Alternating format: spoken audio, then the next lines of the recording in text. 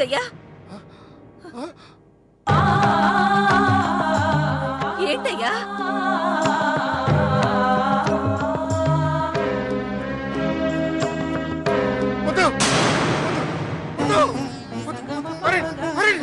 ఏమయ్యా నాన్న? ఏంటయ్యా ఏమైందయ్యా నీకు? అన్నమంతయ్య నేర్పాలు చేసావు. అది నాకు పిచ్చి పట్టిందే, పిచ్చి పట్టింది. అమ్మో, ఈ అన్నం తినుంటే నా పిల్లలు చచ్చిపోయి ఉండేవారే.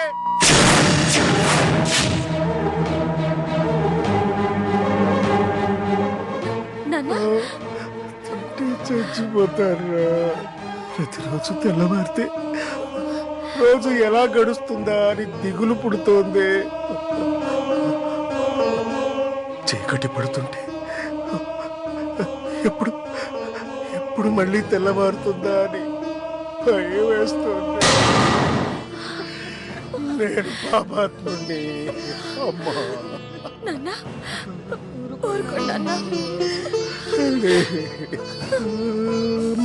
గడ్డి తినే పశువు కూడా నేను చేసిన తప్పు చెయ్యదు.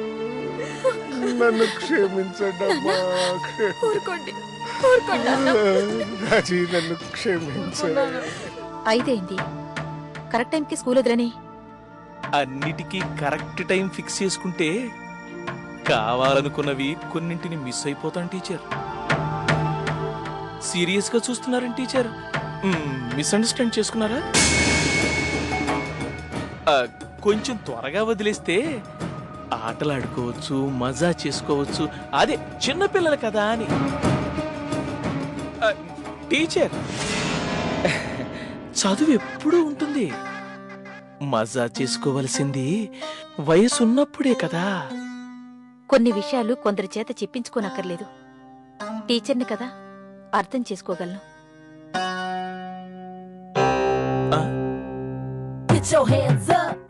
స్పీడ్ గానే ఉంది. జరిగిన దాని గురించి ఎవరివేం చేయలేము. మనం చేయగలిగిందల్లా జరగబోయే దాని గురించి ఆలోచించడమే.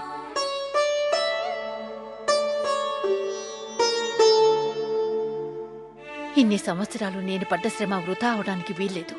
అవునయ్యా, తను ఈ ఇంటి దీపమే కాదు, నా ఆయుష్ కూడా.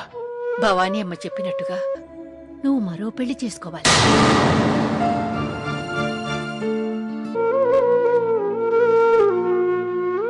మన విధిని మార్చుకోవడానికి కొన్ని ప్రయత్నాలు చేయక తప్పదు.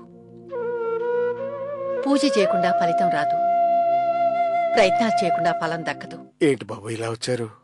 రాజశేఖర్ గారి తమ్ముడు రవిశేఖర్ నీతో అలా మాట్లాడటం చూసి నాకే బాధేసింది సూరయ్య.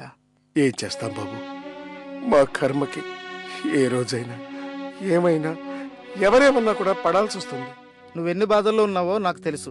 పని కొంచెం కష్టంగానే ఉంటుంది. వాళ్ళు ఎక్కడ కాంట్రాక్ట్ పని ఉంటే అక్కడికి వెళుతూ ఉంటారు. మీరు కూడా వాళ్ళతో పాటు ఊర్లు తిరగాల్సి వస్తుంది. మళ్ళీ వస్తాను, ఆలోచించుకుని చెప్పండి. సుమిత్రమ్మకి మన సావిత్రి చిన్నప్పటి నుంచి తెలుసు. ఆ అమ్మ దగ్గర మన అమ్మాయిని వదిలిపెడితే ఆవిడే పెద్దమ్మ గారికి చెప్పి మన సావిత్రిని బాగా చూసుకుంటారు. ఏమంటావ్?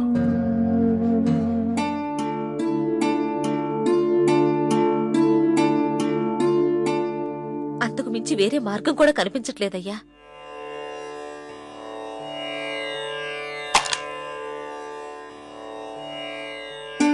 స్వామి, మా రాజశేఖర్ లాంటి వాడు బ్రతికితే ఎన్నో కుటుంబాలకు న్యాయం చేయగలుగుతాడు. ప్రజల మనిషిని కాపాడే బాధ్యత నీదే స్వామి. మా ఇంటి పసుపు కుంకుమ పెట్టుకుని తన సౌభాగ్యంతో మా వాడి ఆయుష్ను కాపాడే అమ్మాయి త్వరలో దొరికేలా చూడు తండ్రి.